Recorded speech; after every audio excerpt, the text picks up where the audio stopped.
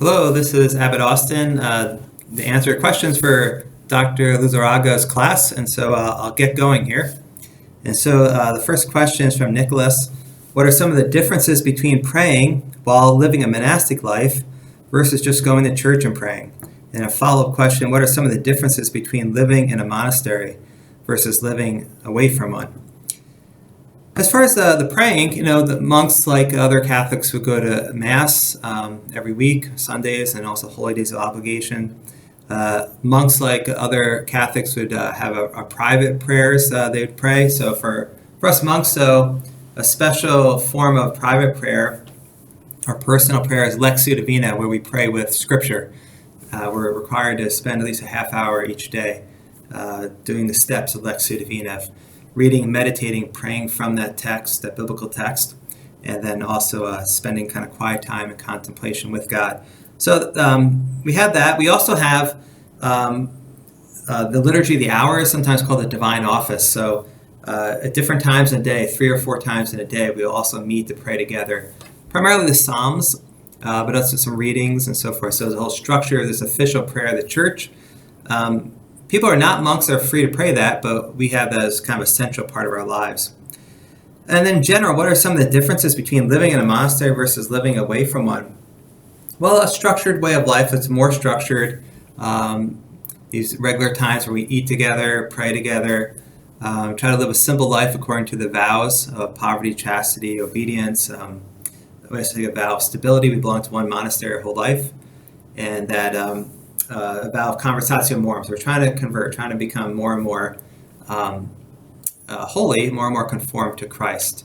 So this way of life is meant to help us in that work of conversion and coming closer and closer to God.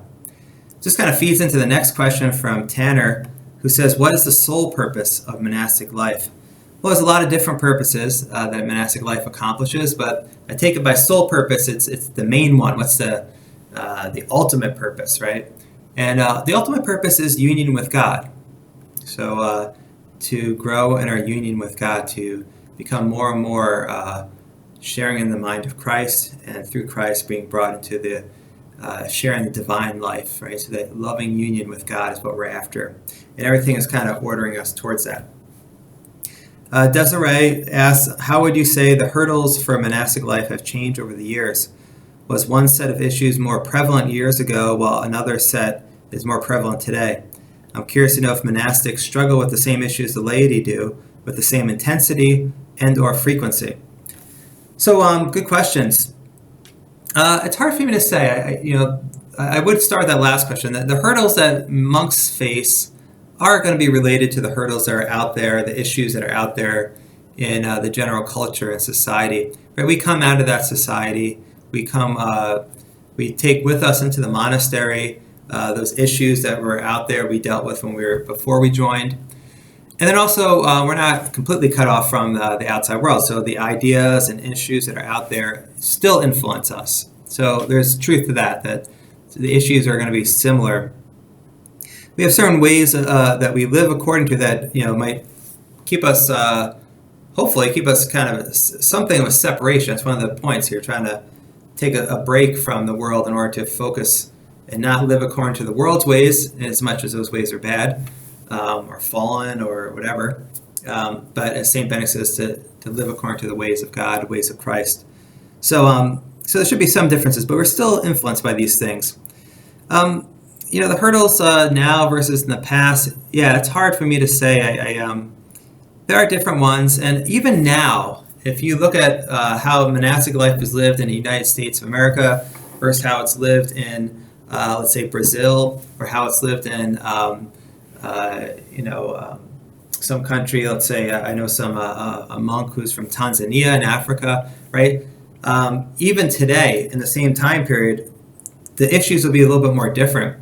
So, for example, just to give one example, in a lot of Western countries, and the U.S. included, it's more of a struggle to get vocations, and so that's an issue you're dealing with. In some of the other countries, some of the African countries that are doing well with vocations, in India, some monasteries are doing very well with vocations. You're going to have different issues, and it's going to be handling the many vocations and training them and forming them, and so forth. So just one example. There's a lot of other things that could be dealt with.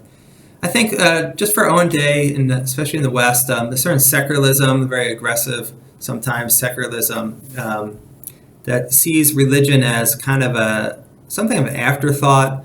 It's kind of keep it to yourself. It's a private affair. Don't bring it into the public. And then what that does to our perspective about religion, we don't think of it as something that needs to be central in our lives and our desire to, or our discipleship of Christ and seeking God. We don't see that then as central. So that's one of the challenges, that secularism, so to speak. Cassandra asks, what was or is your biggest role model in your life, in general or monastic, either way or both? It's a hard one. I can't say that one person pops out. I mean, obviously Christ is our role model in a way, and so that's the case. I think as far as other saints, of course, the Blessed Virgin Mary is an example for us. I have a devotion to Saint Augustine of Hippo, so he in a way is a role model for me. And then there's something that Saint Anthony, a very early and influential monk, said about him, that he learned little things. He'd be like a bee going to different flowers and drawing pollen from each one. So he'd look at different people, other monks in particular, and he'd draw something from each one, right? And that's a good thing, because I find that's a very wise perception that, sometimes we try to make someone a role model, try to make them perfect, besides Christ, no one's perfect. The Blessed Virgin Mary is without sin.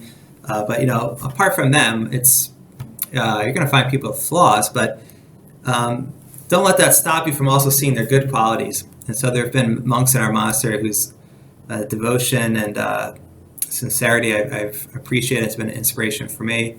I look at my family and how my parents brought me to Mass and raised me in the faith, and so I admire that. And so things like that. Keep your eyes open, and you'll see there's people who have good qualities that you can look up to and learn from. And next one would be from Ramon. Was there a difficult time you faced when being an abbot was a struggle? Being an abbot's being the kind of the superior. It is a struggle. It's a hard job. I find it very hard. So so there's different things you deal with. And anyone who's in administration, so to speak, it's the most difficult things are dealing with conflict or disagreements with people. Okay? It's just any organization's going to be some disagreements, some tensions, and so that's a challenge. And when there's disagreement over big issues, that's of course all the more a challenge. So that happens. That would be one of the things I would say. You try to learn where the other people are coming from who are causing the tension with you or in this tension with you. And then you also look at yourself and you try to understand, okay, is there some tendency I have that needs to be kind of damped down a bit or be more mindful of, and try to work something out. So it's very challenging, but has to be done. And Nestor asks, is there anything that you do not like about being an abbot? Well, some of that stuff is is kind of difficult and challenging and stressful, so I can't say I like it. I can't say I like administration, although I think it's important, and that's a definite role in the church and in jobs and so forth. So it's has to be done. Someone has to do it, right? So we want to do it well. Sarah has two questions. When did you know this is the path you wanted to take, and what is the hardest or easiest rule to follow? As far as a vocation to religious life or priesthood, I did think about it when I was younger, probably second grade, but it wasn't a constant thing. It was kind of came into my mind. I thought, I'm called to be a priest, but I forgot about it. Then in college, I had a conversion experience, became more serious about my faith. I was raised Catholic, but I became more serious about it. And then I started feeling God calling me to religious vocation. As I graduated, or when I graduated from college, I visited this monastery just to go on a retreat, not to join. But while I was here, I started feeling the sense that God was calling me. So it kind of happened pretty quickly for me, but that would be the time where I really started thinking about that this monastic life is for me. What is the hardest or easiest rule to follow? That can change during life. Different parts of our monastic way of life can be more difficult at one point and less so, or less difficult at one point and more so later. Yeah, so I would say when I first joined the monastery, the thing I remember, especially the quiet evenings, since my background, hanging out with friends and family, the evenings were a time to socialize. So when the evening comes, it's more quiet. And so not having that socialization or socializing, yeah, that was a bit of a challenge I found. At other points, as different things come up. So as far as easiest, I do generally like having quiet time to think. So that kind of fits my temperament. Yeah, so I hope that helps. Mackenzie asks, have you ever regretted choosing this life? And then also another question, do you ever feel like you are spending so much time focusing on the rules you lose sight of your relationship with God by going through the motions?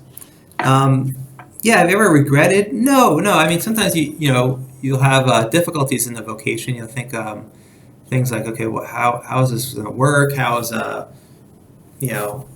God, you call me to this. So if you call me to it, it's difficult, and therefore, how am I going to work this out, right? So I can't say I ever regretted it. I felt that God's called me to this life. I think I'm very blessed to live it. But with any vocations, you're run into difficulties, and at those points, you might ask God, like, what do you want me to do? This is a tough situation. Is this the right what am I doing wrong? What's the right way here? So that'd be pretty natural. Or sometimes you have doubts. I just think, did I make the right decision, right? But sometimes that comes out of worry, and so you don't want to give too much credence to it. Go to God, ask Him to show you the way forward. It's common and to be expected that you would encounter difficulties in any vocation. A good question about rules and relationship with God. So that's I've actually done a fair amount of work and some writing on this. What are the role of the rules, or as I put it, structures? Well, they're supposed to help you in your relationship with God as well as in your relationship with others. So so that's something just to keep in mind. I don't think the problem is so much the rules, and as far as focusing on them, you get used to them. You get used to a way of life. So I don't think it's something I have to think about very much. But even when you do think about it, the focus goes really through these structures or rules to the virtue you're trying to attain, and in particular, the virtues that help you have a deeper relationship with God. So to see it that way, to see it as something that helps. So that's I think the right way of doing it.